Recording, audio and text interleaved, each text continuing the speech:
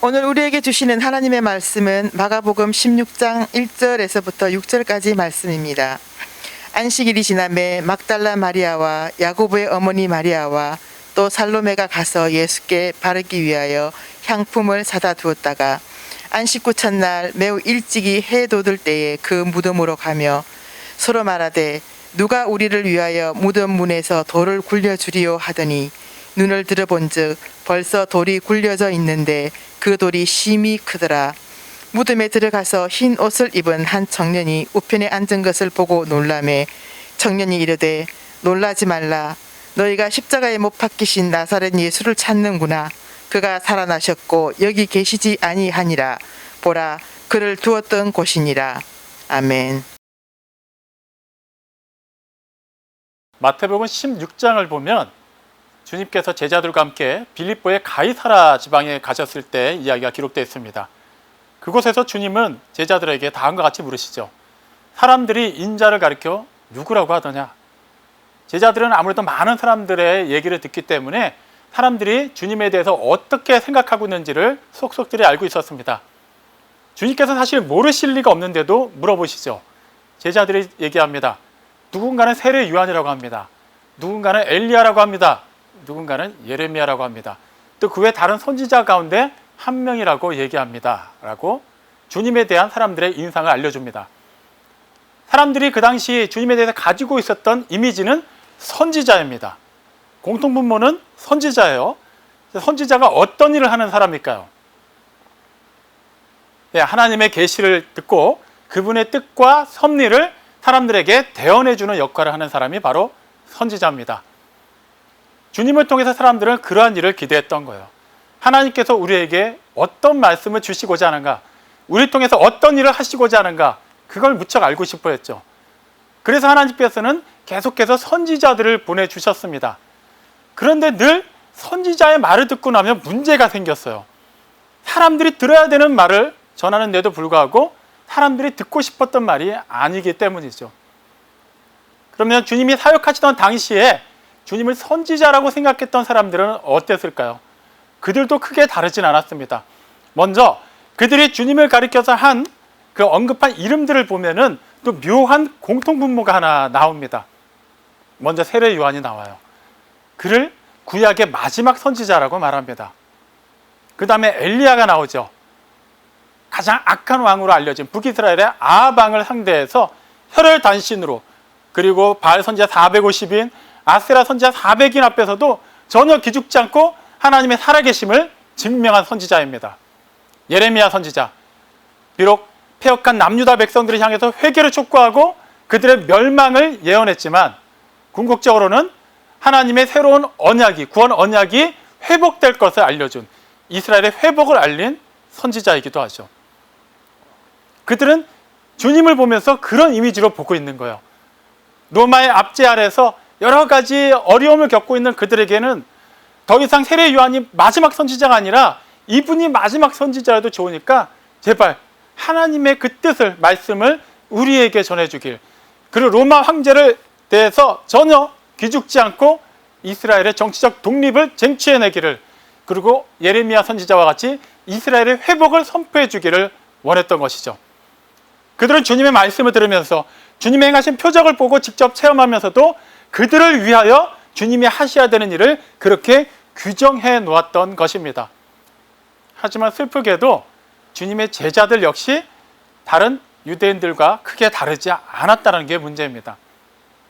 그걸 누구보다 잘 아시는데도 불구하고 주님은 제자들에게 물으십니다. 그렇다면 너희는 나에 대해서 어떻게 생각하느냐? 근데 베드로가 놀라운 신앙 고백을 하죠. 마태복음 16장 16절 말씀입니다. 주는 그리스도시요 살아계신 하나님의 아들이십니다. 앞서 사람들이 주님에 대해서 말했던 것은 그래봤자 사람이에요. 뛰어난 선지자, 사람들 사이에 살 수 있는 최고의 일을 할 수 있는 사람이었지만 그 한계는 명확했습니다. 그들은 죽고 없는 사람들이에요. 그들은 그 당시에만 사역했던 사람들입니다. 그들을 통해서 선포되었던 말씀이 영향을 미칠 수 있지만 그것이 영원하진 않아요. 근데 베드로는 뭐라고 얘기합니까? 주님이십니다. 그리스도이십니다. 그리고 살아계신 하나님의 아들이십니다. 핵심이 뭐죠? 주님은 곧 살아계신 성자 하나님이십니다라고 선포하는 거예요. 사람이 아닙니다. 주님은 사람의 몸을 입으신 하나님이십니다라고 선포한 거예요. 그건 베드로가 스스로 생각해낼 수 있는 그런 수준의 이야기가 아닙니다. 주님이 이어서 말씀하시죠. 너는 참으로 복되다. 왜냐하면 이것은 사람을 통해서 알 수 있는 것이 아니라 하나님만이 아시고 깨우쳐 주셔야만 할 수 있는 말이기 때문이다 라고 말씀하십니다. 분위기가 급반전돼요. 일단 거기서 주님은 당신이 곧 하나님이시라는 것을 이제 구체적으로 드러내셨습니다. 그 제자들 입장에서는 어떨까요? 그들은 그때까지만 해도 주님을 좀 뛰어난 선지자, 그들이 따르는 선생님 이상으로 생각하지 못했습니다. 그런데 베드로가 생각지도 못했던 고백을 해요. 근데 주님이 그것이 맞다고 얘기하세요. 그러니까 이제 어떻게 되는 겁니까? 그들 또한 주님을 보면서 기대를 했어요. 이분이야말로 이스라엘을 정치적으로 구원하실 수 있는 분 같은데, 하셨으면 좋겠는데, 하실 수 있을 것 같은데 라고 생각했는데, 이제는 이분은 하실 수 있다, 하시러 오신 분이다라고 생각하게 된 거예요. 왜죠? 하나님이시니까. 불가능이 없으신 하나님이 지금 그들 가운데 함께 계세요. 그리고 하나님의 백성들이 지금 무엇을 원하는지를 하나님이 누구보다 잘 알고 계세요. 그러니까 그들은 굉장히 분위기가 고조되었겠죠.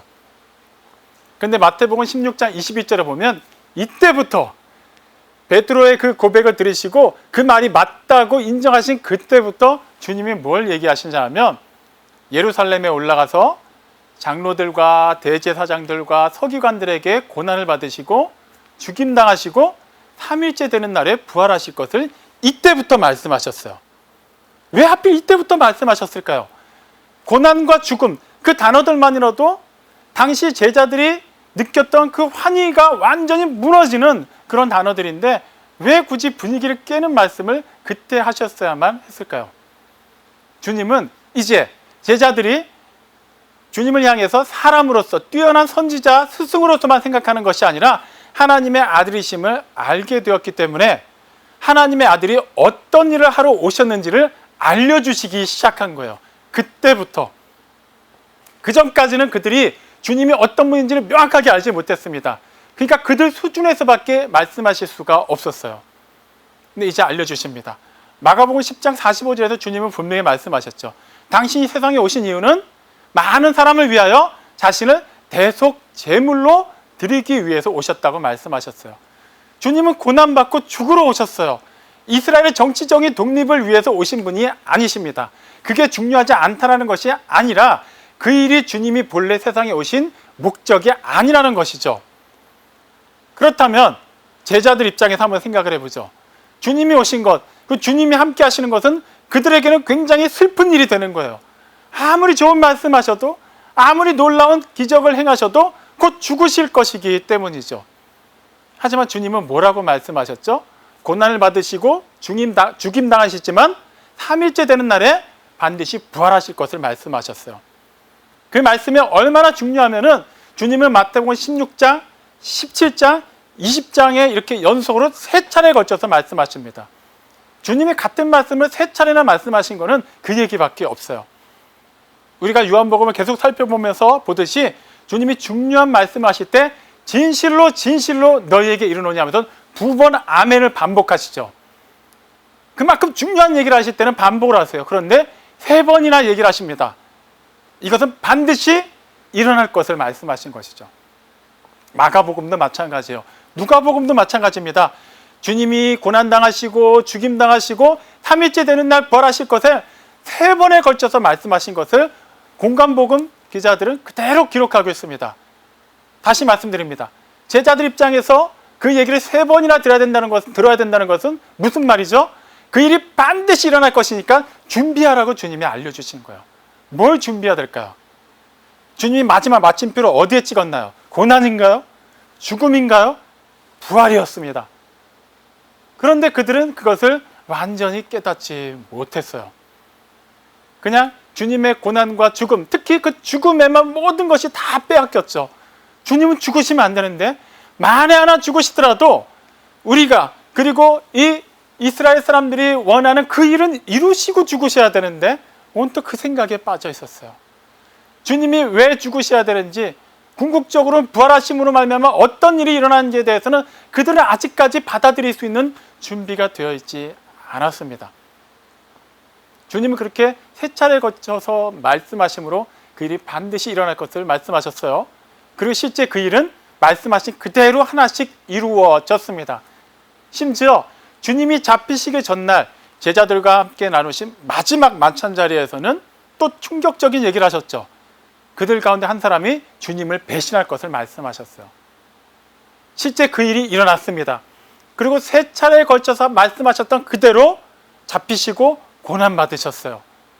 그리고 십자가에 달려 죽으셨습니다.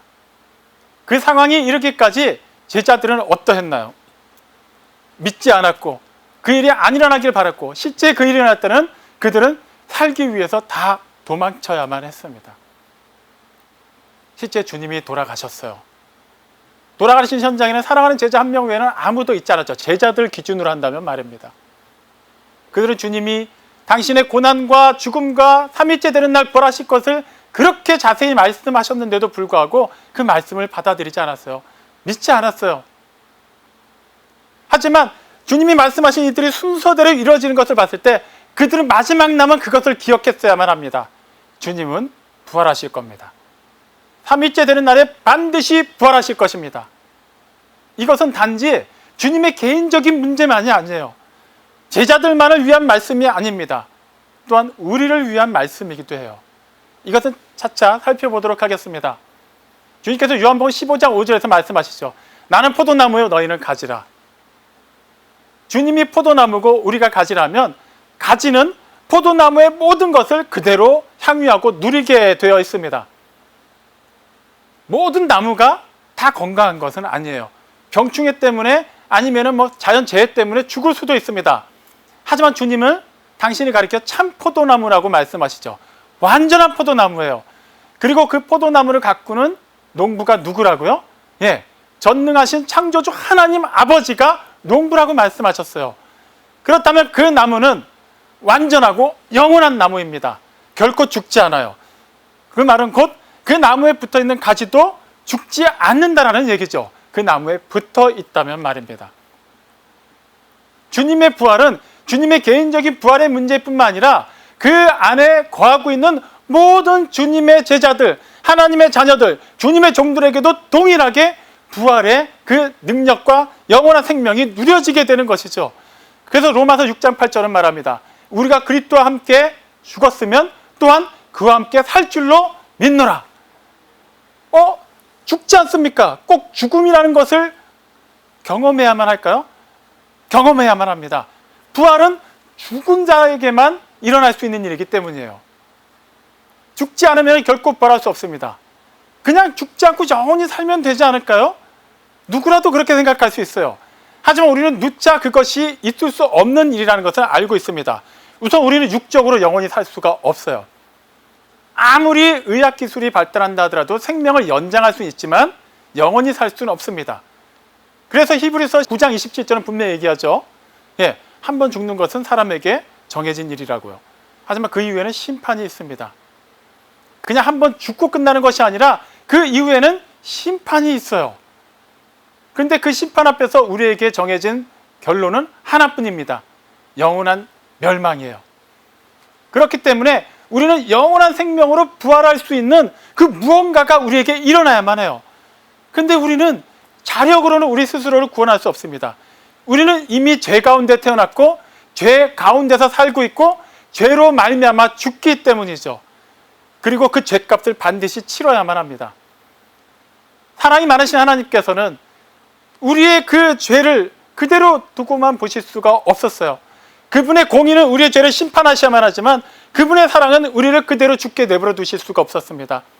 그래서 아무 죄가 없으신 당신의 독생자를 세상에 사람의 몸으로 보내주셨어요. 아무 죄가 없으신 그분이 세상의 모든 죄를 담당하고 죽으심으로 말미암아 우리의 죄가 완전히 씻겨 나가게 하셨습니다. 그렇게 주님이 죽으셔야만 우리의 죄도 같이 죽게 되는 거예요. 주님 안에 우리가 거하고 있기 때문에 주님이 죽으시면 우리 또한 옛 사람이, 옛 자가 같이 죽게 되는 것입니다. 우리는 사실 여기까지만 생각하기가 쉬워요. 그 다음이 더 중요한데 말이죠. 자, 그 얘기는 잠시 뒤에 살펴보도록 하겠습니다. 이제 주님께서 말씀하신 대로 돌아가셨어요.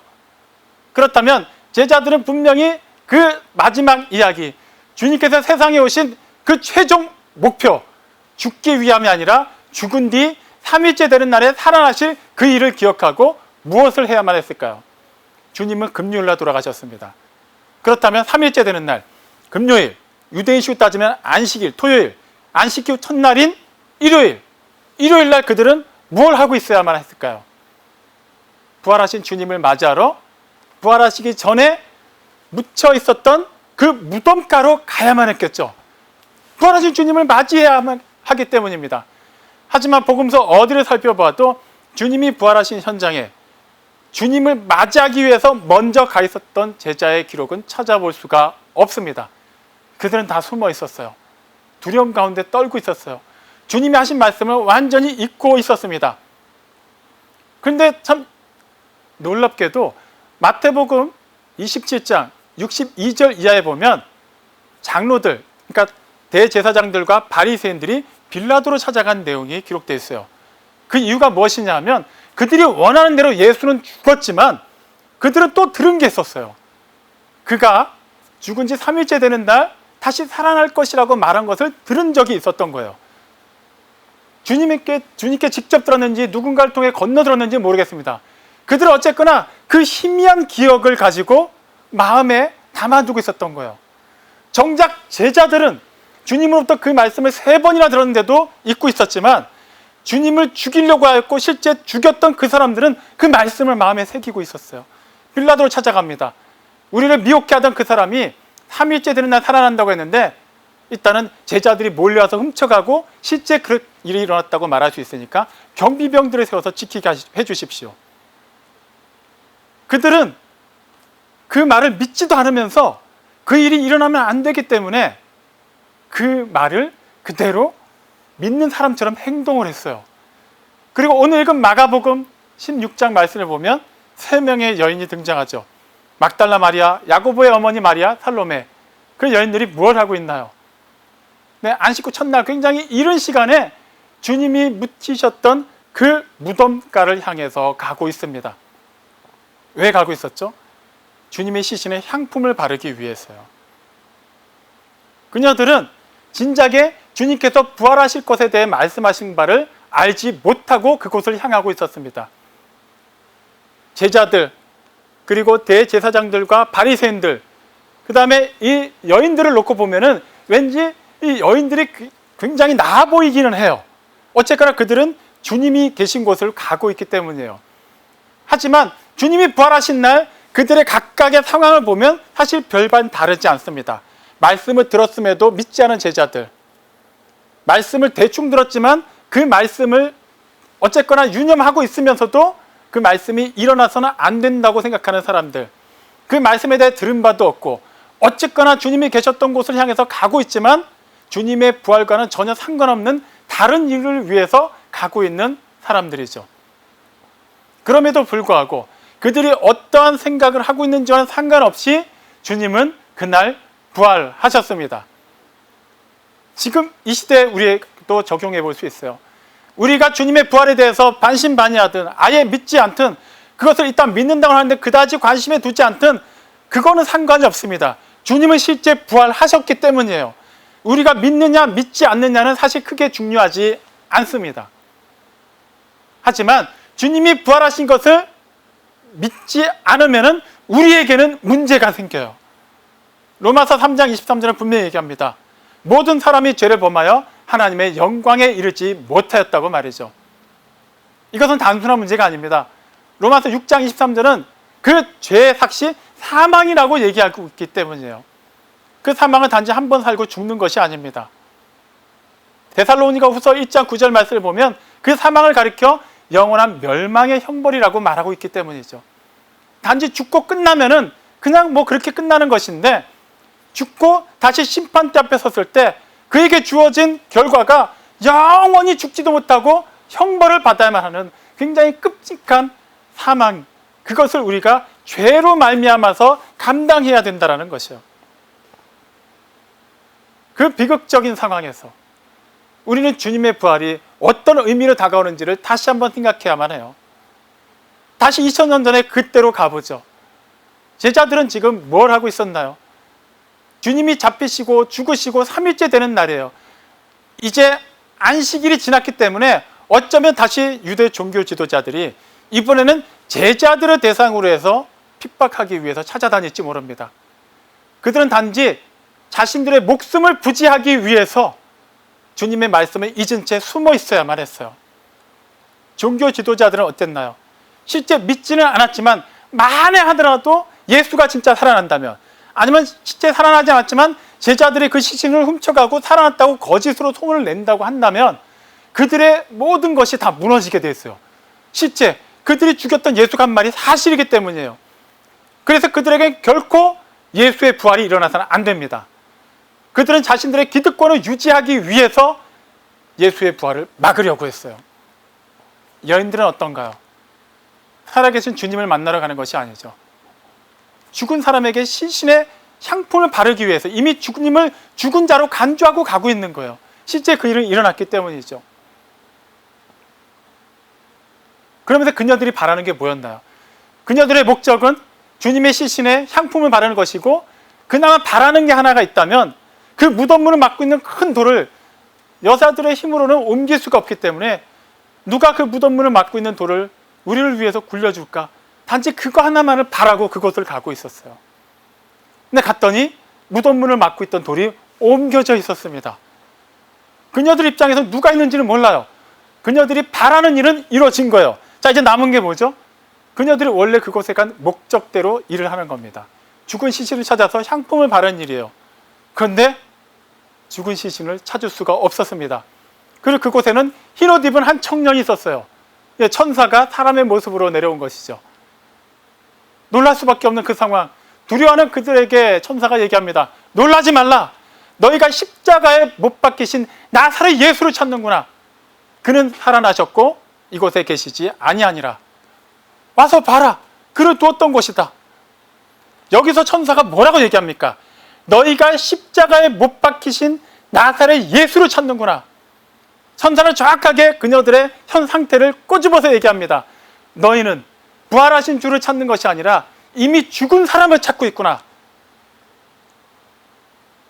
그럴 수밖에 없죠. 그녀들은 주님의 부활을 알지 못했기 때문이에요.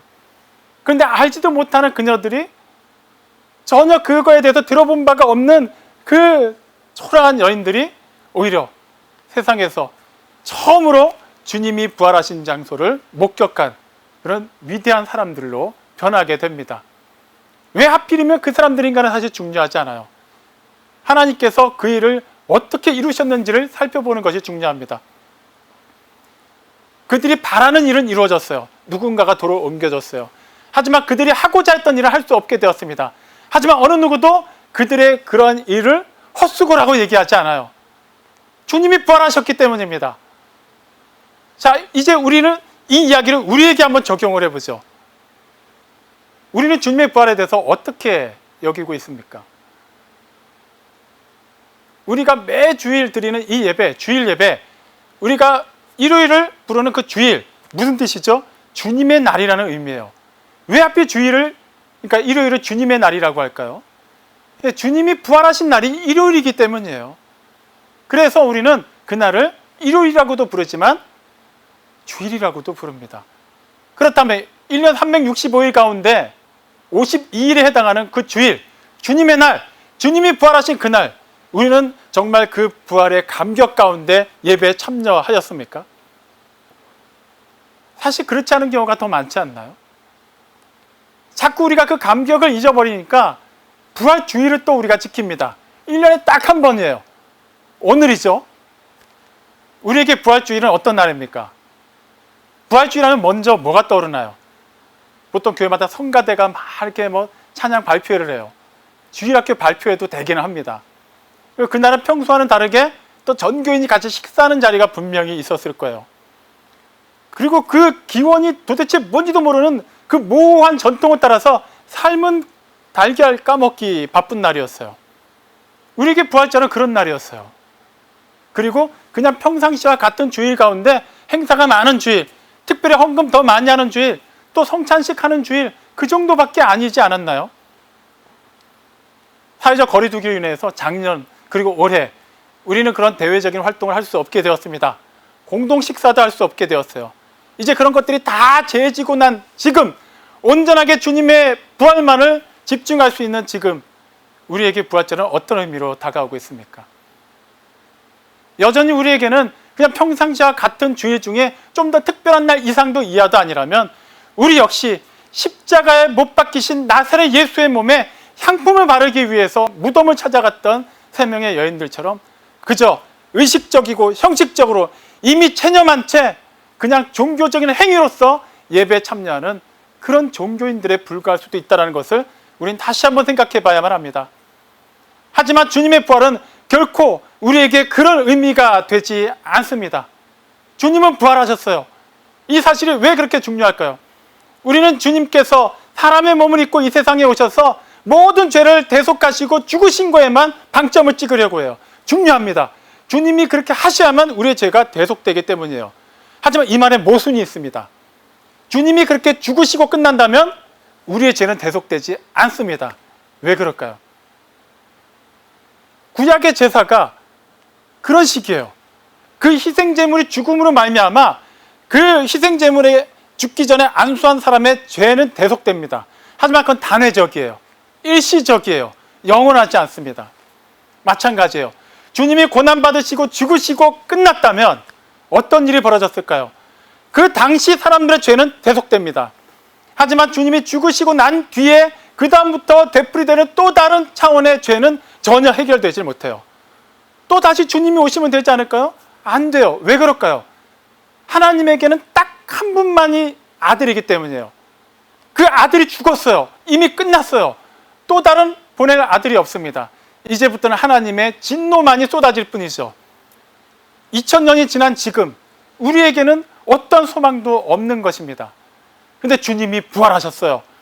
주님이 세상을 향해서 쏟아져야 되는 하나님의 모든 진노를 다 받아내시고 죽으시고 부활하시고 영원히 살아계시기 때문에 우리는 2000년 전에 있었던 그 사건, 이 나라도 아니고 팔레스타인 지방에 있었던 그 사건이 우리에게도 동일하게 생명으로 영원한 그 효과를 가지고 영향을 끼칠 수 있게 된 것입니다. 그래서 우리는 주님의 부활이 곧 주님의 부활로 끝나는 것이 아니라 우리에게도 부활이 됨을 알게 되죠. 주님께서는 요한복음 12장 25절 26절에서도 분명히 말씀하셨어요. 나는 부활이요 생명이다. 거기서 끝내셨나요? 아니에요. 나를 믿는 자는 죽어도 살 것이요 무릇 살아서 나를 믿는 자는 영원히 죽음을 버리지 아니하리니. 내가 이것을 믿느냐? 믿어야 한다라는 거예요. 내가 부활이요 생명이라는 것을 믿는 것으로 끝나는 것이 아니라 나를 또한 그렇게 믿어야 너도 부활한다는 것을 믿느냐라고 묻고 계십니다. 우리에게도 주님은 묻고 계세요. 2000년 전에 하나의 사건이 아니라 지금도 그 사건이 영원히 변함없이 생명을 가지고 너희에게 영향을 끼치고 있다는 것을 믿느냐? 아멘. 그렇다면 우리에게는 반드시 그 다음 일이 일어나야만 합니다. 어떤 일일까요? 단지 주일날 그냥 기쁨 가운데 예배 참여하는 것으로 끝나야만 할까요? 그렇지 않아요. 주님의 부활은 단지 7일 가운데 단 하루만을 위한 날이 아닙니다. 영원한 날을 위한 것이에요. 히브리서 12장 2절은 성도들에게 다음과 같이 권면합니다. 믿음의 주요 온전케 하시는 이인 예수를 바라보자. 바라보세요. 그러니까 바라봤는데 어떤 일이 일어나길래 도대체 뭘 보라는 것일까요? 그 다음에 얘기하죠. 그는 그 앞에 있는 기쁨을 내다보시고 그 모든 부끄러움을 마음에 두지 않으셨어요. 기꺼이 십자가를 참아내셨습니다. 그래서 어떻게 됐습니까? 부활하셨고 하나님 보좌 우편에 앉아 계십니다. 그 수치스러움과 그 고통과 그 억울함과 그 가슴이 찢어지는 상황을, 실제 자신의 몸이 완전히 찢기고 죽는 그 상황을 왜 참아내셨어요? 그 앞에 것을 내다보셨어요. 그 영원한 기쁨을 보셨기 때문이에요. 잠시 잠깐의 그 고난과 그 죽음은 전혀 문제가 되지 않았던 것입니다. 주님의 부활 안에 거하는 우리에게도 이 말씀을 그대로 유효합니다. 우리가 왜 주님의 부활을 믿는다고 하면서 그 부활하신 주님 안에 거한다고 하면서도 왜 일상생활에서 우리는 그 부활의 감격과 기쁨을 누리지 못하는 것일까요? 왜 세상과 같이 그렇게 돈을 추구하고 건강을 지키기 위해서 아둥바둥하고 명예가 실추되는 것을 참아내지 못하는 것일까요? 세상은 그럴 수 있습니다. 이례적인 삶이기 때문이에요. 죽음의 끝이기 때문이에요. 그들은 그렇게 생각하기 때문에 한 번 사는 인생, 이왕이면 좀 여유 있게 살고 싶잖아요. 이왕이면 건강하게 살고 싶지 않습니까? 이왕이면 명예롭게 살고 싶어요. 누구라도 그렇게 생각할 수 있어요. 하지만 우리는 같지 않아요. 우리는 그 너머에 그 영광을, 그 기쁨을, 그 영원한 생명을 보고 있는 사람입니다. 우리는 그러한 주님을 따르는 그리스도인이기 때문에 우리의 생각은 달라야만 해요. 단지 주일날만 기뻐하는 것이 아니라, 주일날 교회에서만 서로 인사하고 할렐루야를 외치는 것이 아니라 우리의 삶 속에서도 하나님을 찬양합니다라는 할렐루야가 튀어나올 수 있어야 돼요. 부활에 참여한 자로서 우리의 매일매일의 삶이 그 부활로 새로워져야만 해요. 우리로 말미암아 주변에 있는 모든 사람들이, 우리를 둘러싸고 있는 환경이 새롭게 부활할 수 있어야만 해요. 단지 부활하고 끝나는 것이 아니라 그 부활 이후에 영원한 생명이 충만해야만 합니다. 주님 안에서 우리가 그 생명을 계속해서 얻고 우리로 말미암아 그 성령의 열매가 계속해서 맺힌다면 그것은 당연한 일이어야만 하겠죠. 그래서 어떻습니까? 우리가 있는 곳에, 우리가 어느 곳에 들어감으로 말미암아, 우리 가정에서 나로 말미암아 그곳에는 하나님의 은혜와 평강과 사랑과 기쁨이 회복되고 있습니까? 오히려 내가 들어가면 부정적인 말이 나오고, 내가 들어가면 사람들의 표정이 어두워지고, 내가 그 대화에 끼는 순간부터 모든 일이 꼬이고 있다면 우리는 다시 한번 생각해 봐야만 해요. 과연 우리는 주님의 부활을 믿고 있는지, 부활에 참여한 자가 맞는지, 그 부활하신 주님 안에 거함으로 말미암아 그분의 생명이 우리를 통하여서 실제 인격적으로, 역동적으로, 능력으로, 생명으로 드러나고 있는지를 살펴봐야만 합니다. 사랑하는 성도 여러분, 우리는 언젠가 부활하실 주님을 믿는 사람들이 아니라 이미 부활하신 주님을 믿고 그 부활하신 주님께서 주시는 은혜 안에서 주어진 하루하루를 살아내는 그리스도인입니다. 우리는 막연한 은혜를 기대하는 사람들이 아니에요. 이미 임한 그 은혜를 누리고 그것이 우리를 통해서 흘러나가게 하는 복의 통로로 부름받은 하나님의 작품입니다. 주님이 부활하셨기 때문에 가능하게 된 일, 주님의 부활에 참여하는 자에게만 허락되는 이 특권을 마음껏 향유하시기 바랍니다. 그리고 신실하게 흘러보내시기 바랍니다. 그리고 그렇게 부활하신 주님을 증거하는 모두가 되시기를 주님의 이름으로 축원합니다. 그렇게 부활하신 주님의 은혜 안에서, 그 영원한 생명 안에서 아침에 눈을 뜰 때마다 부활의 감격이 새로워지기를, 그렇게 그 영원한 생명 가운데 오늘을, 그리고 주어진 매 순간순간을 능력 있게, 생명이 넘치게 역동적으로 살아내는 우리 모두가 되기를 주님의 이름으로 축원합니다. 아멘.